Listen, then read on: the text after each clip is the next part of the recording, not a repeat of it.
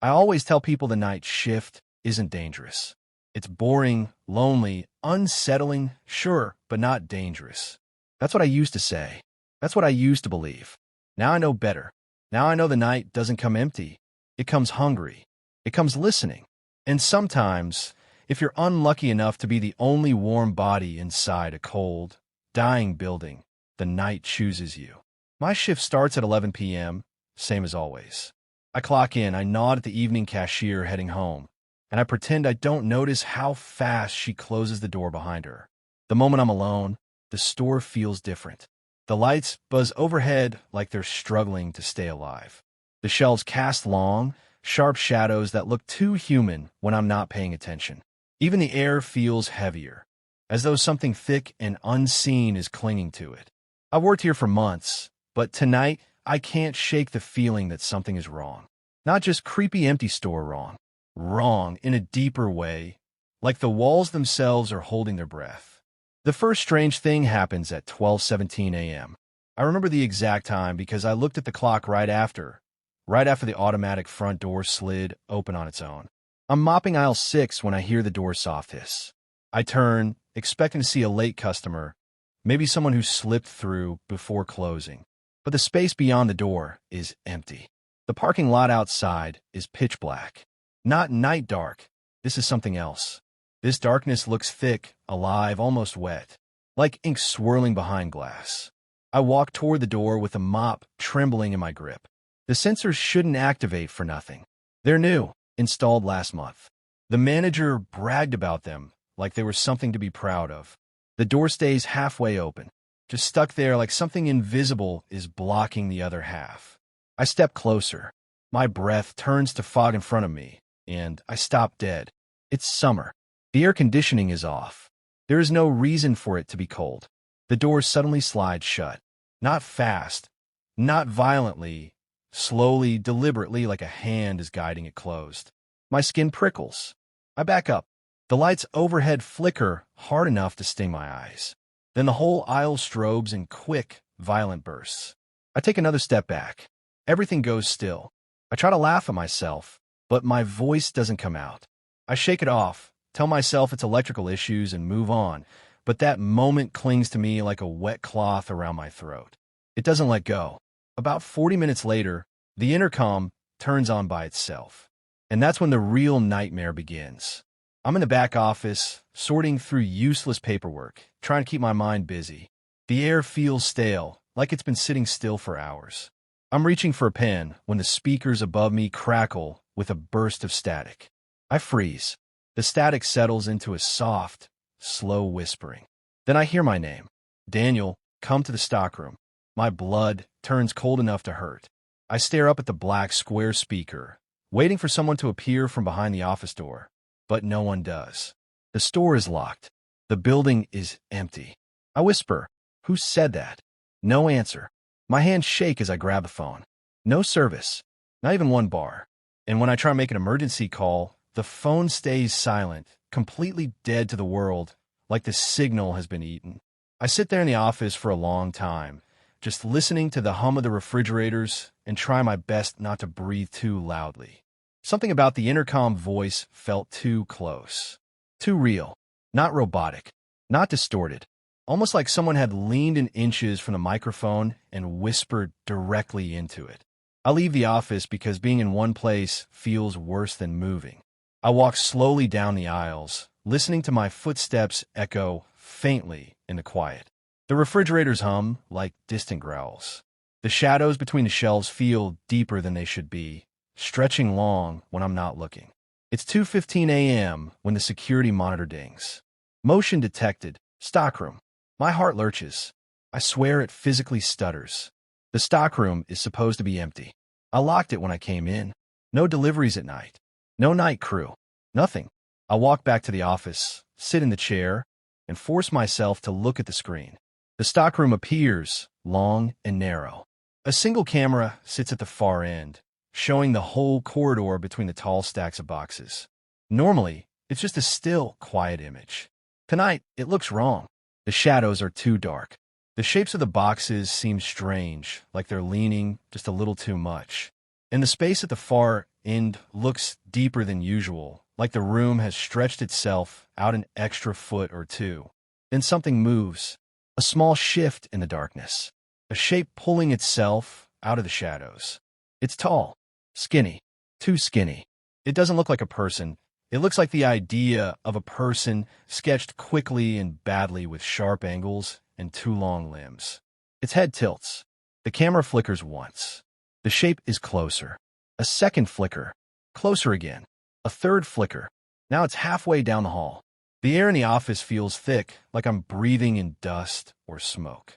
I slam my hand against the monitor's power button, turning the screen black. I sit frozen in the chair, staring at my reflection in the dark screen. I don't recognize myself. My eyes look too wide, too alert, like prey waiting for a predator to show its teeth. But the store stays silent, completely silent. That silence makes things worse. I stand up slowly and walk out of the office. The air in the store is colder now. I can feel it wrapping around my arms and seeping under my clothes. Every aisle feels too narrow, every shadow too deep. That's when I hear the footsteps. Soft, slow, barefoot, coming from the back of the store. My whole chest tightens. I don't turn around. I can't. The steps are uneven, dragging slightly, as if whoever's walking is pulling one foot behind them. I finally turn. The aisle behind me is empty. I swallow hard. I take a step back. Then another. The sound of the footsteps drifts away, like whoever, or whatever, made them as lost interest. Or is circling.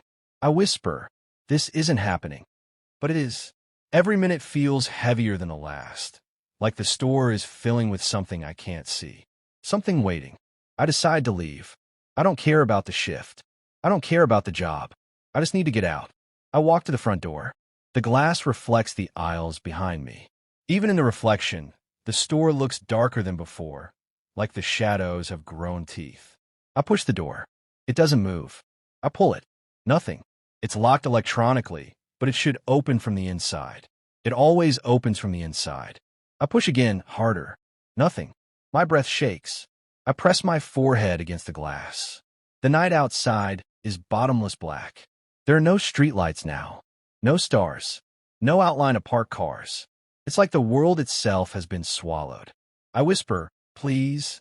Something taps on the floor behind me. Tap, tap, tap. I spin around so fast I nearly fall. No one, but the tapping continues. Slow, heavy, like a finger hitting tile, coming from the middle aisle. I back away from the door, scanning the shelves. The tapping stops. Silence presses against my ears. My heartbeat is so loud it hurts. Then, from the direction of the stockroom, I hear a long, low drag across the floor. The sound of something pulling itself toward me. I can't breathe. Then a whisper floats out of the dark aisles. Not from the intercom this time. From right inside the store, from somewhere far too close. "Daniel." I stagger back. My hands shake violently. "Daniel, come here." I don't recognize the voice. It's soft, wet, like someone speaking through a mouth full of something thick. The air shifts suddenly. Colder. The kind of cold that feels like it's inside your bones. I run. Not toward the back. Not toward the office. I don't know where I'm going. I just run into the aisles, weaving through shelves as the lights above flicker wildly. The store seems to stretch and warp around me. Every turn feels wrong.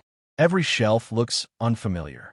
I hear the footsteps behind me again, faster this time, dragging harder, scraping the floor. I reach the beverage aisle and hide behind a refrigerator door. My breath comes out in shaky bursts. The glass of the fridge fogs instantly. From the aisle entrance, something tall and thin steps into view.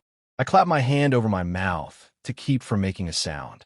The figure stands still, as if sniffing the air. Its head jerks slightly, like something is puppeteering it badly. It tilts its head toward the fridge where I'm hiding. It knows. I sink down into a crouch. My knees shake so hard the glass door rattles. The lights go out. All of them. The store drops into absolute darkness. I hear it move. Not walking, crawling. Fast. Scraping across the tile like bone on stone. It's coming down the aisle. I can't see. I can barely breathe. My ears ring with fear. I reach out and touch the floor, hoping to crawl the other way, but my hand touches something cold. A hand, human-shaped, but too thin. It curls its fingers around mine. I jerk back with a scream stuck in my throat. The hand withdraws slowly, dragging its nails across the tile. Then, a breath on the back of my neck. Cold. Hungry. Found you. I jump up and run blindly into the dark, crashing into shelves, tripping over boxes, shoving through the thick, suffocating shadow. I don't stop running until I burst into the back office and slam the door shut. The moment I do, something heavy hits the other side. A long, deep scrape drags across the wood. I press my body against the door, whispering nonsense, praying to anything listening. The thing on the other side drags its nails down the wood. Slowly, deliberately, it stops. The office light flickers, then steadies. The room goes silent. I wait. 15 seconds. 30. A full minute. Silence. I slowly back away from the door and sink into the corner, shaking uncontrollably. I keep my eyes on the doorknob, terrified it'll turn. Eventually, the lights in the office dim slightly, like the building is breathing out. I can't tell if the store is quiet now, or if something is simply waiting for me to move, or breathe, or speak. And deep inside the silence, I swear I can hear something shift in the stockroom, something that sounds like it's getting closer again. I don't know how long I sit in that corner. Maybe minutes, maybe hours. My phone still shows the same time, 2:58 a.m., and refuses to update, like it's frozen along with everything else. The silence presses down on me, so hard it feels like a weight on my chest. But the worst part isn't the silence. It's the sense that something is listening through it, waiting, adjusting, like the store has a pulse now, a heartbeat that I can't hear but can feel. My fingers won't stop trembling. My throat is dry. I keep staring at the office door, expecting the doorknob to twitch or the wood to bulge inward as something pushes through. But nothing moves. Nothing breathes. The stillness is unnatural. Wrong. Eventually, the quiet becomes so suffocating that staying still feels like drowning. I force myself to stand. My legs barely cooperate. They shake under me like they aren't mine anymore. I take one step toward the office door, then another. The floor creaks faintly. I freeze. That sound didn't come from under me. It came from the hallway. A soft, careful shift of weight, like someone is standing just outside the door, leaning slowly from one foot to another. I don't know what makes me do it. Maybe exhaustion, maybe desperation. But I reach out and gently twist the doorknob. It turns silently. I open the door an inch. Nothing. Just darkness. A wall of it, thick and deep. I open it wider. The hallway stretches into blackness, but the air is still dead cold. I step out, swallowing hard. The tiles feel freezing beneath my shoes. I cling to the wall as I move, keeping one hand trailing along it so I don't lose myself in the dark. I try not to think about how the darkness seems thicker in certain parts of the store. How it moves, just a little, like the shadows are breathing. As I step past aisle 3, I hear something faint. A whisper. No, not a whisper. Breathing. Slow. Deep. Wet. I stop moving. My chest tightens until I can't pull air in. The breathing gets louder, like someone is standing right at the end of the aisle, crouched in the dark, waiting for me to step close enough to touch. Then silence. Heavier than before. Like the breath is being held. I force myself to keep moving. One slow step after another. My vision starts to adapt a little. Shapes emerge. Shelves, refrigerators, the checkout counter. Everything looks wrong in the dimness, warped by the flickering light that barely holds on in the corners. I reach the front of the store again. The door stands there like a promise, the only thing between me and escape. I press my hand against the glass. It's warm. That startles me. Everything else has been bone cold, but the glass feels like someone was just pressed against it from outside. I swallow and look out into the darkness. The world isn't there. Not the parking lot. Not the street. Not the far-off glow of highway lights. There's nothing. Just a thick expanse of absolute black, like the store is floating in a void now. My hand falls away from glass. There's nowhere to run. Nowhere to scream. The building itself feels sealed off from anything familiar or real. Something clicks behind me. I turn sharply. A single light flickers on above aisle 7. Not the whole aisle, just one bulb. It buzzes like it's trying to speak. Then it pops. The sound rings through the store like a gunshot. The darkness swallows the aisle again. And inside that darkness, something shifts. A scrape. A drag. A low, rumbling breath. I don't realize I'm moving until I'm already halfway down aisle 4. My legs take over. Instinct drives me. The store feels like a maze now, twisting and narrowing in ways it never has before. The shelves seem taller, the ceiling lower, the shadows sharper. I stop near the middle of the aisle, pressed against the shelves. I can hear something moving nearby. Not fast, slow, steady, like it's feeling its way through the dark. Then it speaks. Not a whisper this time. A low, broken voice that vibrates through my bones. Daniel, you left me alone. My stomach drops. My mouth goes dry. I don't respond. Come back, the voice says, drifting closer. Come back, please. It sounds familiar. Not exactly human. More like someone trying to imitate me. Missing the tone, the warmth, the rhythm. Something wearing my voice like a mask stretched too tight. I take a step backward, careful not to make a sound. The shadows at the end of the aisle ripple, thickening like ink. Why are you running? It asks, softer now. I just want to see you. A shape unfolds in the darkness. I can't see it clearly, but it's tall, thin, bent at odd angles, like its bones aren't shaped correctly. It moves with a kind of slow, jerking patience. I bite back a cry and slip behind a shelf. My body presses so close to the metal I can feel it imprinting into my back. I move sideways, inching along the narrow gap between shelves. The figure's long fingers wrap around the end of the aisle. Bones press against the tile. Nails click softly as they drag. Daniel, it croons as if tasting the name. You're getting closer. I can hear you. I freeze, because I just realized something. It can't see me. Not well. Not fully. It's following sound. Smell. Pressure in the air. But not sight. All my breath. For a moment, the store is so quiet I hear my pulse thudding in my ears. The figure moves past slowly, heading toward the sound of its own voice echoing down the aisle. I stay frozen for what feels like an eternity. Eventually, I hear it move farther away, its limbs scraping, dragging, feeling along the shelves. I slip out from behind the aisle and dart toward the stockroom. It's the last place I want to go, but the store is warping too strangely to risk staying in the open. I need somewhere with a door I can close. Somewhere that isn't the office. The office door feels too thin now. When I reach the stockroom door, it's slightly open. That shouldn't be possible. I locked it. I know I locked it. I touch the door. It's warm. Something inside is moving. I hear boxes shifting, falling softly, like hands brushing against cardboard. I should run. I should go anywhere else. But I push the door open and step inside. The stockroom looks longer than it should be. The overhead light flickers dimly, illuminating long, tall rows of boxes stacked to the ceiling.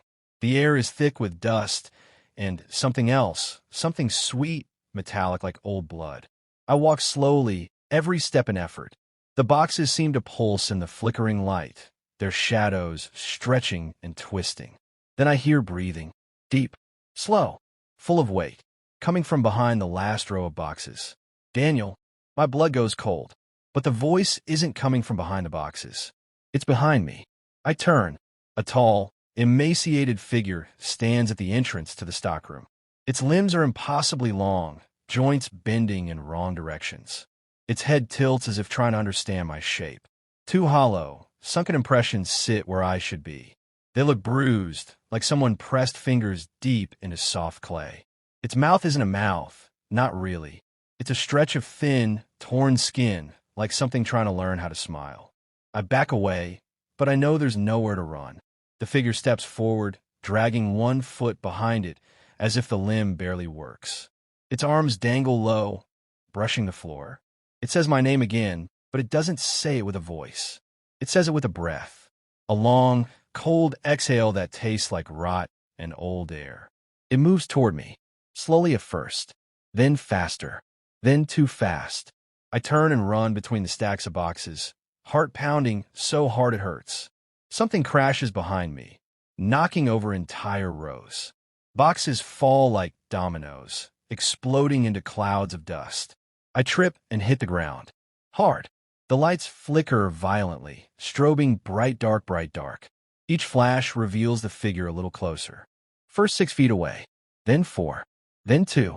I scramble backward, kicking at the floor, clawing for anything to hold on to. The thing drops to all fours, its limbs cracking as it shifts. It crawls toward me. In the stuttering light, I see its face clearly for the first time. It has no features, just stretched, pale flesh. And something underneath the skin writhes, pushing forward like fingers pressing from inside, trying to reach out through the face. I scream and bolt toward the side exit in the stockroom. The small metal door workers used to take out trash. It's locked. I slam into it. I pull, push, slam again. The metal doesn't budge. Behind me, I hear the thing's bones crack again as it stands upright. Its shadow falls over me. I brace myself. It leans close. The skin on its face shifts again. Something pushes forward. A shape, a mouth, a jaw forcing itself into existence. It opens its almost mouth and whispers, "Don't go." I grab the nearby fire extinguisher, swing blindly, and hit it. The metal crushes part of its face inward. Its head snaps sideways with a cracking sound. It doesn't fall. It doesn't scream. It just turns its head back toward me, the skin re-stretching itself. I hit it again. Harder. This time it stumbles. Falls back. The force knocks over more boxes, burying it under a small mountain of cardboard. I don't think. I don't breathe. I just run. I sprint back into the main store, the lights flickering violently overhead. The aisles twist strangely, like the store is trying to confuse me. Behind me, something crawls out of the stockroom. I hear the shift of boxes, the deep, slow drag of limbs scraping tile. It's coming. I run for the front door. The glass is still warm, still showing nothing but void outside. But I don't have a choice. I slam my body against the door. It doesn't open. I pound on it with both fists, screaming, crying, begging. My voice cracks. My knuckles split. Behind me, the dragging grows louder. Faster. Closer. I slam against the door again. For a moment, the glass ripples. Not cracks, ripples like liquid. I freeze. And something on the other side of the glass presses back. A hand. Thin. Pale. Too many joints. The same hand I felt in the dark aisle. It presses against the glass, mirroring mine. My breath stops. Because there isn't one hand. There are many. Hands sliding across the void-black surface outside the store. Dozens of them. All pressed against the glass. All reaching. All searching. The glass begins to bulge inward. I scream and run for the office. I slam the door shut behind me and push the desk against it, my whole body shaking with terror. The light flickers overhead. Then it dies. I'm swallowed in darkness. The building groans. The air thickens. Something presses against the office door, slowly at first. Testing. Then harder. Then again. The desk shifts. I grab my phone. 1%. Still frozen at 2:58 a.m. But the time suddenly changes. 2:59. 3 o'clock. 3:01. Repeatedly. Too fast. Glitching through minutes, seconds, loops. The door creaks. A whisper seeps through the crack between the door and the floor. "Daniel, let me in. You're almost home." I curl into a corner, praying the door holds. Something drags its fingers down the other side of the wood. Slowly, lovingly. "Let me in." The pressure stops. Silence. Then the sound of many hands spreading across the office walls. Feeling. Tapping. Scratching lightly, as though mapping the room. One finger slides across the ceiling, tracing the outline of the room. They're everywhere. I cover my ears, shake my head, whisper, "Please, please, please stop." But the tapping only grows faster, more frantic. Then, it all stops at once. The tapping, the scratching, the breathing, the whispering. Silence. A deep, heavy silence. The office door clicks. Unlocks. Opens just an inch. A cold wind pours into the room. And a soft voice says, directly into my ear, though no one is beside me. Shifts over. The lights come on. Morning sunlight pours through the front windows. The store looks normal again. Clean. Quiet. Empty. The door is open. The darkness outside is gone. I stand up on shaking legs and leave without grabbing my things. I don't look back. I don't need to, because as I step outside, a faint whisper brushes the back of my neck. See you tonight, Daniel. And I know, the night isn't done with me. Not even close. If you stayed with me through this long, suffocating descent into the night shift, then maybe you felt it too. That pressure in the dark corners of your room, the silence stretching a little too long, the sense that something followed you from the story into real life. Stories like this don't just end. They linger. They wait. And now it's your turn. Did you hear something behind you while you were listening? Did any part of this story remind you of your own nighttime fears? Or worse, something you've experienced? Tell me in the comments. I want to know what your darkness looks like. If you enjoy stories that crawl under your skin and stay there. If you like horror that feels real, personal, and too close for comfort. If you want more nightmares disguised as bedtime stories, then join us here on Dew of Dread. Hit like if your pulse was racing. Hit subscribe so you never miss the next descent into terrifying places. And turn on notifications because the next story is already waking up in the dark, waiting for you.